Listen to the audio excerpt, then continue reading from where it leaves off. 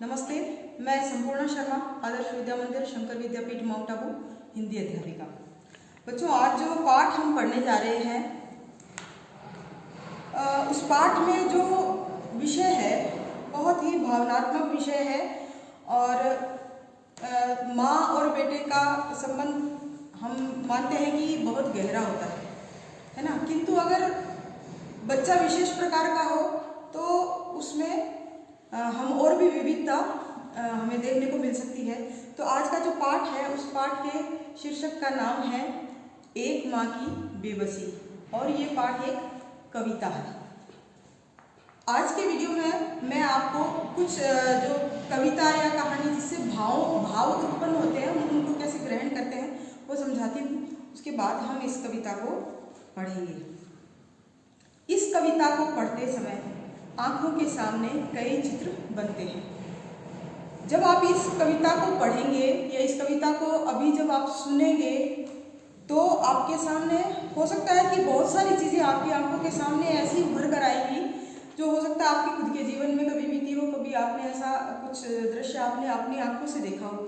तो इस कविता को पढ़ते समय भी आपके सामने ऐसी चीज़ें आ सकती हैं। बचपन का चित्र हो सकता है, वो चीज़ आपके जब आप छोटे रहे होंगे या अभी भी कुछ समय पहले आपने देखी हो तो बचपन का चित्र उभरेगा, है ना। बचपन में आप लोग किस प्रकार से खेलते कूदते हो वो सारी चित्र उभरेंगे। बचपन के खास समय, खेल और साथियों का चित्र हो सकता है कि हम इस पाठ में जिस पात्र को पढ़ने जा रहे हैं उस पात्र के जैसा आपका कोई मित्र रहा हो तो वो भी आपके सामने उभर कर आ सकता है। उन साथियों में एक खास साथी रतन का और एक माँ का चित्र, इसे पढ़ो और महसूस करो। तो आज का जो इस पाठ की जो कविता है ना, इस पाठ में भी कुछ इसी तरह के खास एक पात्र जिसका नाम है रतन और उसकी माँ, उन दोनों का वर्णन किया गया है। तो जब हम इसे पढ़ेंगे, इसको सुनेंगे तो इसको महसूस भी करेंगे। कविता धीरे धीरे पढ़ने की चीज़ है। तो कविता जो है अगर उसके भावों को समझना है, क्योंकि हर चीज़ उसमें पद के अकॉर्डिंग लिखी गई है तो हमें उस चीज़ के उस भाव को समझने के लिए समय लगता है।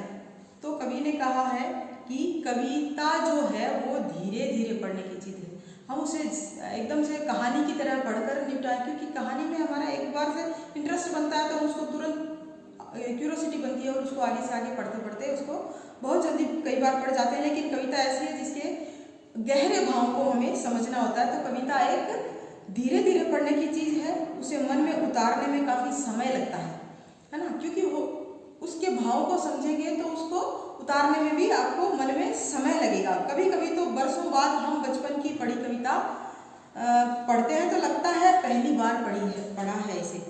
तो आपके भी होता होगा कि आपकी पुरानी क्लास की कोई कविता अगर आप पढ़ते हैं तो आपको महसूस होता होगा कि आपने पहली बार पढ़ी है, अरे ये कविता कभी पढ़ी थी, ऐसा आपको हो सकता है याद आएगा। कविता पढ़ने के बाद मन में किसी कोने में घर बना लेती है। कविता आपके मन में एक बार पढ़ने के बाद उसका जो वर्णन होता है कहीं ना कहीं हमारे मन में रहता ही है, जो कि एक समय आने पे फिर से उभर कर आता है। तो किसी मौके पर वह उभर आता है।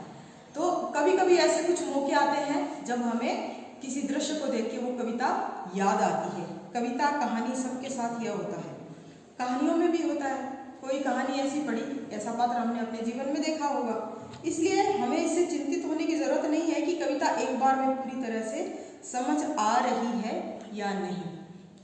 तो किसी भी कविता को पढ़ते समय अगर हमने एक बार पढ़ा और हमें समझ में नहीं आया तो इसमें बहुत ज़्यादा सोचने की बात नहीं है कि हमें ये समझ में नहीं आया। आप उसको दोबारा पढ़ेंगे, उसको 3 बार पढ़ेंगे, 4 बार पढ़ो, 5 बार पढ़ो, लेकिन वो फिर धीरे धीरे समझ में आने लगती है। अगर उससे सिर्फ एक चित्र ही उभरता है तो भी कविता कामयाब है। अगर उस कविता को पढ़ते समय आपके मन में कोई भी एक चित्र बनता है, कोई भी एक भाव बनता है, तो उस कविता को लिखने वाले का लेखन और आपका पढ़ना अगर उसको आपने समझा तो दोनों ही सफल हो जाता है, अगर उस कविता से संबंधित कोई भी चित्र आपके मन में उभरता है। इससे पहले हमने एक पाठ पढ़ा था, जहाँ चाह वहाँ राह। हालांकि इस पाठ का उस पाठ से वैसे कोई लेना देना नहीं है, किंतु हम ये देखते हैं कि हम जब इस कविता को पढ़ेंगे तो हम देखेंगे कि रतन जो एक बच्चा है उसको भगवान ने जुबान नहीं दी है ना।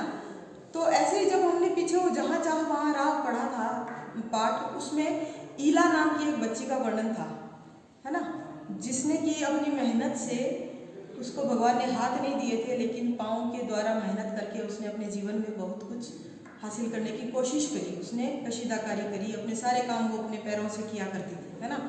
हालांकि इस पाठ में इस बच्चे का ऐसा नहीं है, लेकिन ऐसे बच्चों की जो माँ है, वो बच्चा तो मजबूर है ही, लेकिन उनकी माँ के अंदर की जो तकलीफ है वो कितनी गहरी होती होगी, यही हम इस पाठ से समझेंगे।